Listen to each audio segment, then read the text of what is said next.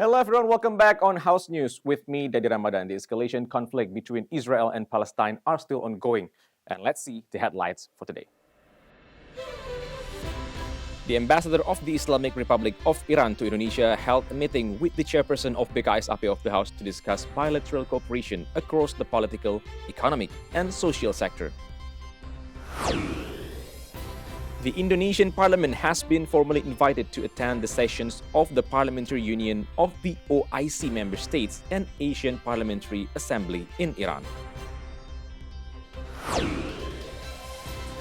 The House reminds the government to oversee information dissemination ahead the upcoming general election, as positive information promotes peaceful election. The Indonesia Central Bank successfully achieved controlled inflation in 2023.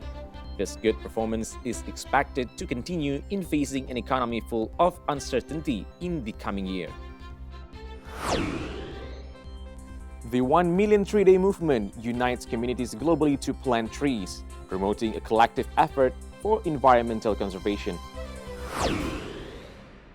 The chairperson of BKSAP of the House received a visit from the Iranian ambassador. The meeting discussed bilateral ties between the two countries and also the pressing issue of Palestine, which has been highlighted in international forums. Chairperson of the Committee for Interparliamentary Cooperation of the House, Fadlizon, emphasized the situation in Palestine requires assistance from various countries, including Iran. He pointed out Israeli attacks are unacceptable due to the significant number of casualties among Palestinian women and children. Indonesia will continue to voice this concern in international forums and hope for a strategic international approach to resolving the conflict between Palestine and Israel. Mereka ingin meningkatkan hubungan yang lebih baik dengan Parlemen Indonesia dan sangat mengapresiasi posisi Parlemen Indonesia di berbagai forum internasional, baik itu di IPU, di APA, dan di berbagai forum-forum lain yang terkait dengan komitmen terhadap kemerdekaan Palestina, perjuangan rakyat Palestina, dan juga mengecam apa yang dilakukan oleh pihak Israel terhadap bombardment yang mengakibatkan korban terutama anak-anak dan wanita. Jadi kami juga menyampaikan bahwa memang di Indonesia, saya kira kita masyarakat Indonesia baik pemerintah, parlemen maupun masyarakatnya bersatu dalam konteks Palestina ini karena kita memang mempunyai mandat dari konstitusi kita untuk menghapus segala penjajahan dari muka bumi. Additionally, this meeting also explored opportunities for strengthening cooperation and mutual understanding between the two countries, especially within the framework of parliamentary relations. Bani and Shamsul, TVR Parliament, report. The House has been invited to join the upcoming session of the Parliamentary Union of the OIC member states and Asian Parliamentary Assembly in Iran. The agenda will mainly focus on the support for Palestinian independence. Chairperson of BKSAP of the House, Fadlizon, reaffirms Indonesia's commitment and support for the struggle of Palestinian independence. Indonesia will keep pronouncing its strong voice against Israel's occupation in the Gaza Strip. The war has taken many lives and the majority of the victims are children. The ongoing conflict has made it difficult to evacuate or provide assistance to civilians residing in Gaza. Meminta agar menghentikan perang dan terutama menyelamatkan masyarakat Gaza yang sekarang ini terkepung dan mereka juga terancam kelaparan, bahkan sudah terjadi. Sudah lebih dari 32.000 orang yang meninggal, yang wafat, yang syahid, bahkan puluhan ribu lainnya itu terluka. Dan sekarang saya kira baru mata dunia ini mulai terbuka. Dari seluruh dunia terjadi demonstrasi di mana-mana, protes di mana-mana terkait pembantaian atau genosida yang dilakukan oleh Israel. Furthermore, Fadlizon explains the Committee for Interparliamentary Cooperation will collaborate with the leadership of the House to organize a delegation for the upcoming Asian Parliamentary Assembly in Iran. This decision is taken considering the timing coincidence with the 2024 election campaign period. Gunarso and Dwi, TVR Parliament, report. Commission 1 of the House urges the government to improve the spread of general election information through digital and non-digital platforms to ensure the public is well informed. Commission 1 of the House requests the Ministry of Communication and Informatics to coordinate with stakeholders such as the General Election Commission, the Supervisory Board, the National Cyber and Encryption Agency, and telecommunication companies to ensure the information on the 2024 election is positive and reaches the public. Vice Chairperson of Commission 1 of the House, Abdul Haris Al-Mashari, asked the ministry to support the elections organizers.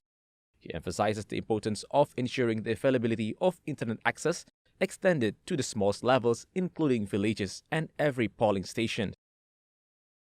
Oleh Pak Menteri bahwa Kominfo pada prinsipnya pada saatnya nanti sudah akan siap sesuai dengan jadwal, siap 100% akses dan konektivitas untuk penyelenggaraan pemilu 2024. Jadi tidak perlu khawatir bahwa seluruh elemen sampai paling kecil penyelenggaraan pemilu di TPS, di kelurahan dalam hal ini itu akan terjangkau akses dan konektivitasnya. In addition, Abdul Haris urges the ministry to continuously monitor the spread of negative content such as hate speech and black campaign. The aim is to promote the distribution of positive information that contributes to a peaceful general elections. Mario, TVR Parlemen, report. More updates on the revise of electronic information and transaction law after the break, only on House News.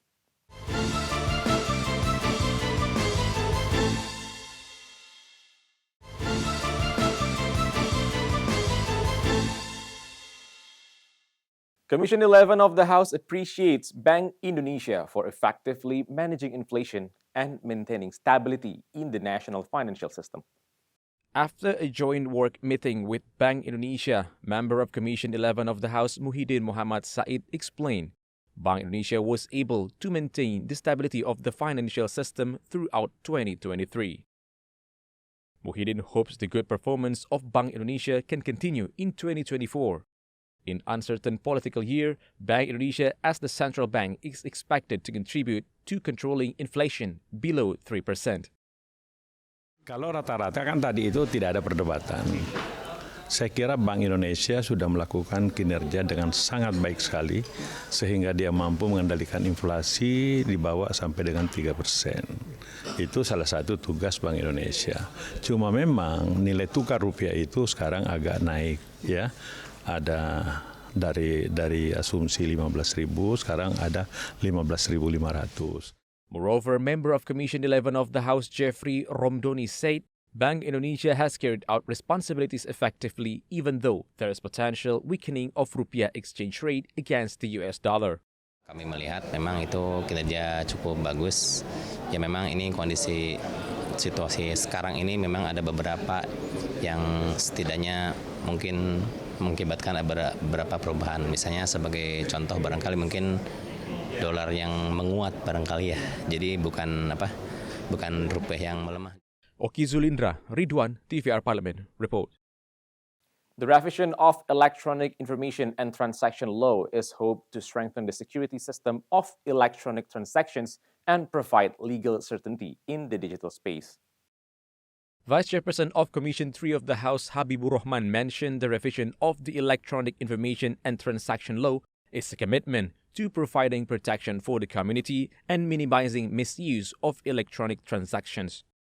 Therefore, Habibur Rahman demands the government to immediately create derivative regulations so that the law can be implemented. Negara sekarang bisa hadir lebih cepat ya, membantu masyarakat yang menjadi korban tindak pidana transaksi elektronik ya, di mana sebelumnya banyak regulasi yang mempersulit ya penindakan tersebut. Nah, saya pikir yang ke depan tinggal kita menunggu peraturan pemerintahnya diterbitkan agar apa yang diatur di undang-undang ini bisa segera dieksekusi. Meanwhile, member of Commission 1 of the House, Dave Akbar Syahfikarno, hopes the law can provide legal certainty for the community in electronic transactions. Dengan adanya perubahan kedua ITE ini didasarkan pada upaya untuk memperkuat jaminan pengakuan serta penghormatan atas hak dan kebebasan orang lain dalam masyarakat. Untuk memenuhi tuntutan yang adil, sesuai dengan pertimbangan keamanan dan ketertiban umum dalam suatu masyarakat yang demokratis, sekaligus agar terwujud keadilan, ketertiban umum, dan kepastian hukum.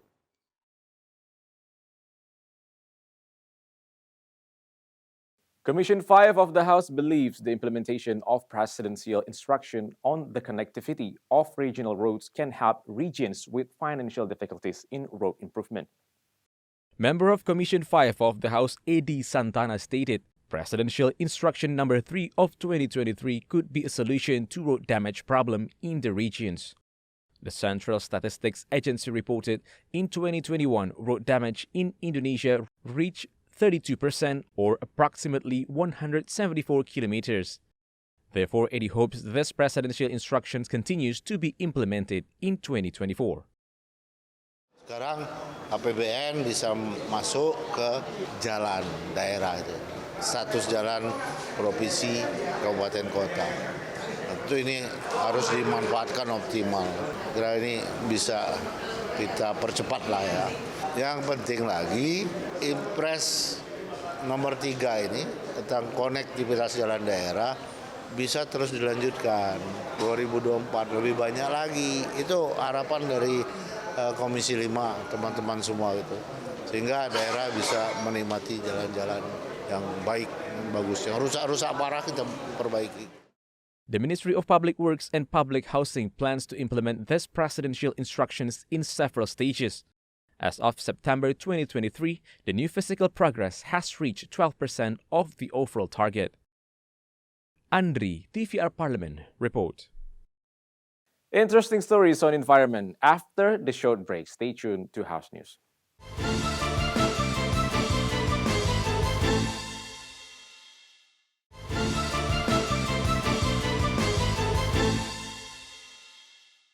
Every year on January 10, people around the world come together to celebrate 1 Million Tree Day. The special day is dedicated to save forests and protect the environment. 1 Million Tree Movement is a special day celebrated all around the world to increase awareness about trees and the vital role they have in our climate. Trees are extremely important. They provide oxygen, store carbon, stabilize the soil, and provide protections to the world's biodiversity as the largest plants on the globe. They also supply us with resources, woodlands, rainforests, and trees in urban areas such as parks must be protected and maintained sustainably all over the world. By planting trees, we can prevent flooding, provide food or shelter for animals, and prevent global warming. The steps for planting trees should also be balanced with maintenance so that the trees that have been planted can grow well. By joining the movement, we can ensure a greener, cleaner, and more beautiful world for ourselves and future generations. Let's celebrate 1 Million Tree Day by taking small steps to protect and preserve the environment we all call home.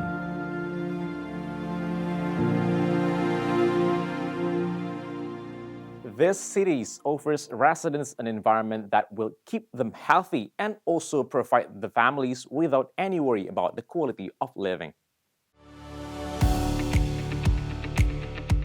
A clean city isn't just measured by air quality, but also green spaces, trash collection protocols, and water quality, and more. The most progressive cities in the world are moving towards renewable forms of energy, reducing waste, and reaping the benefits. Here are the cleanest cities in the world paving the way for the future of our planet. On the top of the list is Copenhagen. It has been named the cleanest city for the 4th year in a row. The Danish people are no wonder so happy and take good care of their surroundings. The street in Copenhagen is always neat and clean because they sweep at least 3 times a day. The government aims to make this city carbon neutral by the year 2025. The capital of the country by the same name is also nicknamed the Green Heart of Europe for its abundant plant life. Luxembourg City is known for being one of the cleanest cities in Europe. The city takes great pride in clean lines and has implemented various initiatives to maintain a high standard of clean lines throughout the streets and public spaces.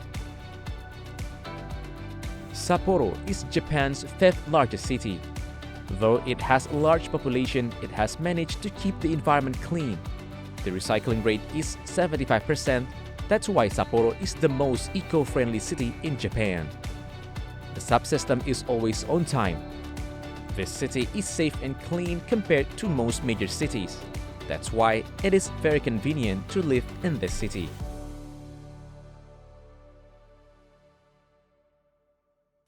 A group of young men from Bandung known as Pandawara Group has been dedicated to cleaning polluted rivers for 8 years. Their journey, documented on TikTok, has inspired millions globally. Let's uncover the story.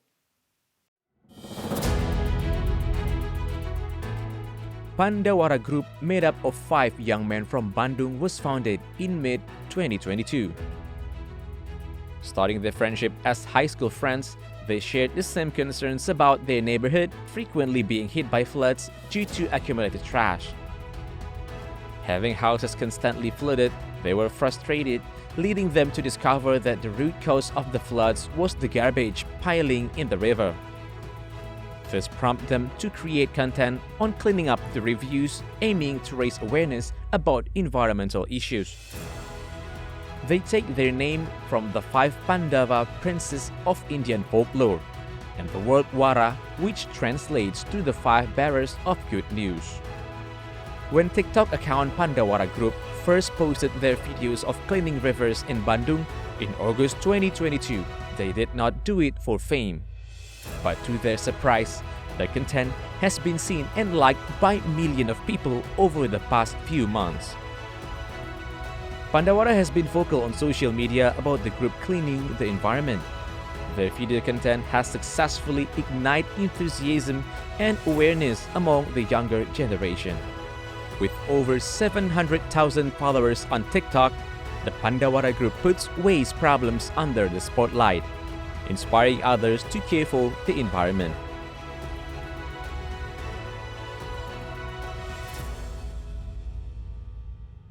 And that's the House News for today. Thank you for watching, and I'll see you in the next episode of House News, only on TVR Parlemen.